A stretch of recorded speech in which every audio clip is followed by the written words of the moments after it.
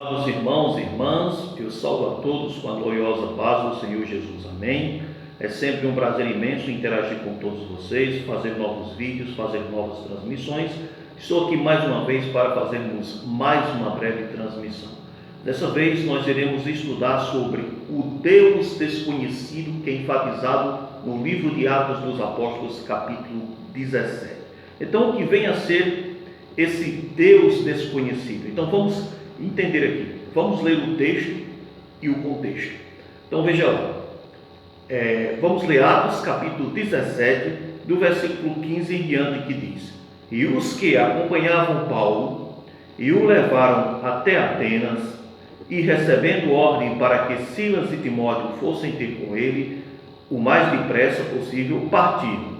E enquanto Paulo os esperava em Atenas, o seu espírito se comovia em si mesmo, vendo a cidade entregue à idolatria, de sorte que disputava na sinagoga com os judeus religiosos e todos os dias na praça com os que se apresentavam. E alguns dos filósofos epicureus e estoicos contendiam com ele. Uns diziam: que quer dizer este paroleiro? E outros: parece que é pregador de deuses estranhos, porque lhes anunciava Jesus e a ressurreição.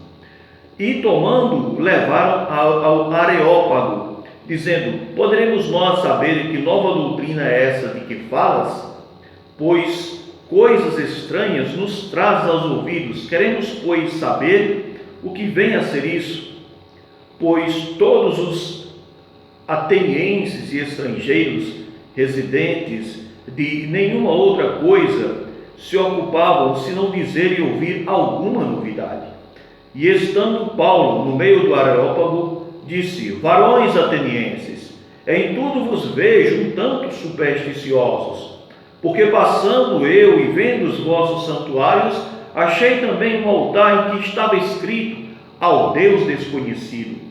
Esse, pois, que vós honrais, não o conhecendo, é o que eu vos anuncio: o Deus que fez o mundo e tudo que nele há, sendo o Senhor do céu e da terra, não habita em templos feitos por mãos humanas, nem tampouco é servido por mãos de homens, como que necessitando de alguma coisa, pois Ele mesmo é quem dá a todos vida e respiração a todas as coisas, e de um só fez toda a geração dos homens para habitar sobre a face da terra, determinando os tempos já dantes ordenados e os limites da sua habitação, para que buscassem ao Senhor, se porventura tateando pudessem achar, ainda que não está longe de cada um de nós, porque nele vivemos e nos movemos e existimos, como também alguns dos vossos poetas disseram, pois somos também sua geração. Sendo nós, pois, geração de Deus,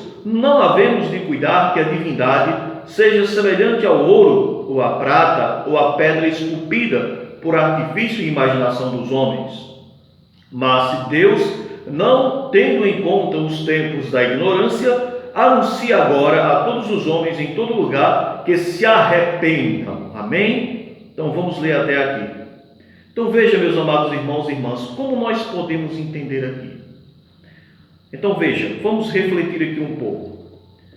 Quando nós percebemos aqui, quando nós vemos aqui, olha, o versículo 16 e diante diz: e enquanto Paulo esperava em Atenas, o seu espírito se comovia em si mesmo, vendo a cidade tão entregue à idolatria.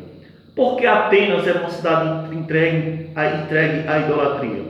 Porque os atenienses, eles eram politeístas, eles cultuavam vários deuses, Era uma diversidade de deuses, diversidade de divindades.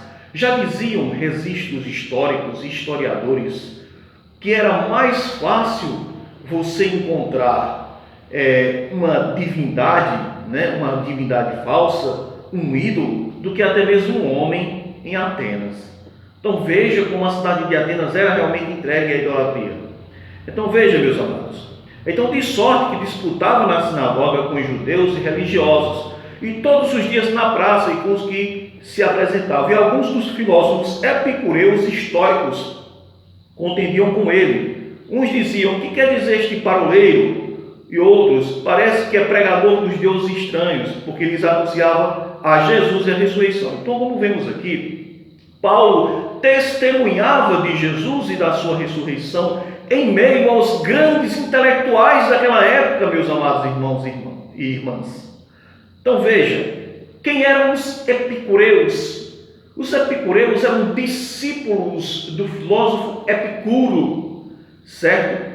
Que enfatizava a satisfação do prazer, que a realização do homem, que a meta do homem, que a finalidade do homem, que o objetivo do homem era o prazer, e o homem devia fugir da dor e assim alcançar a felicidade. Essa era o pensamento da escola filosófica dos epicureus, que eram discípulos de Epicuro. Aí vem os estoicos, discípulos de Zenão de Eleia. Então, os estoicos já enfatizavam a questão da alma, e eles acreditavam na reencarnação, mas era uma doutrina que também era oposta à doutrina da ressurreição, que é o centro da fé cristã.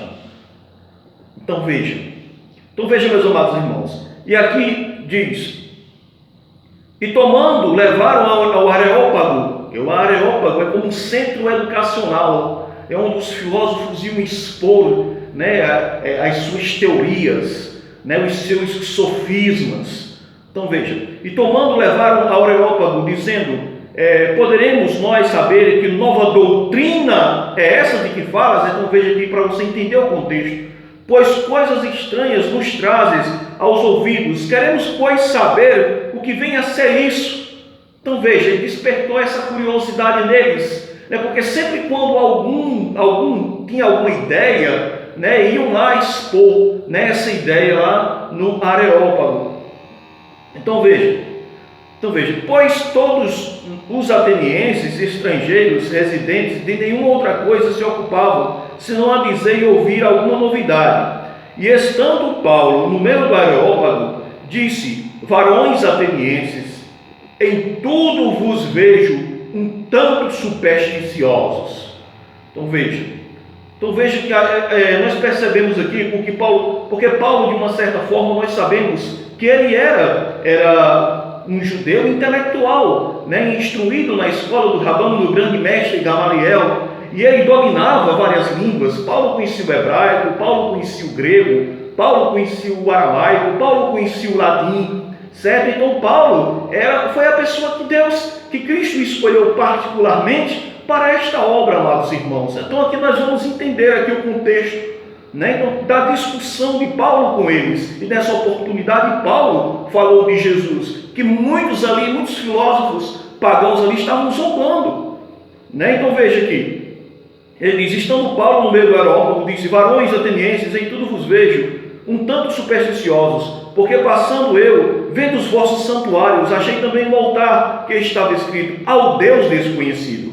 Esse, pois, que vós honrais, não conhecendo, é o que eu vos anuncio. Então Paulo aproveitou a oportunidade aqui para mostrar que o Deus desconhecido que ele estava cultuando sem conhecê-lo era justamente o que ele anunciava, o Senhor Jesus Cristo. Mas vamos entender aqui essa questão do Deus desconhecido. Por que Deus desconhecido? Porque havia um altar dedicado ao Deus desconhecido.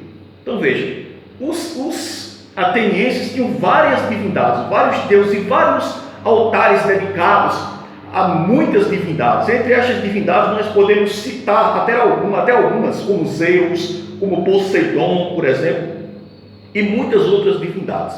Então veja, mas existia um altar também dedicado a esse Deus desconhecido. Quem era esse Deus desconhecido? Veja, primeiro de tudo, quando estudamos os registros históricos, nós entendemos que no século VI antes de Cristo aconteceu uma praga. Uma praga atingiu Atenas, onde milhares foram mortos, certo? Então começa a praga. Então o que acontece? Então os atenienses recorreram aos deuses, faziam sacrifícios aos deuses, mas nenhuma resposta obtia, ou seja, a praga não cessava.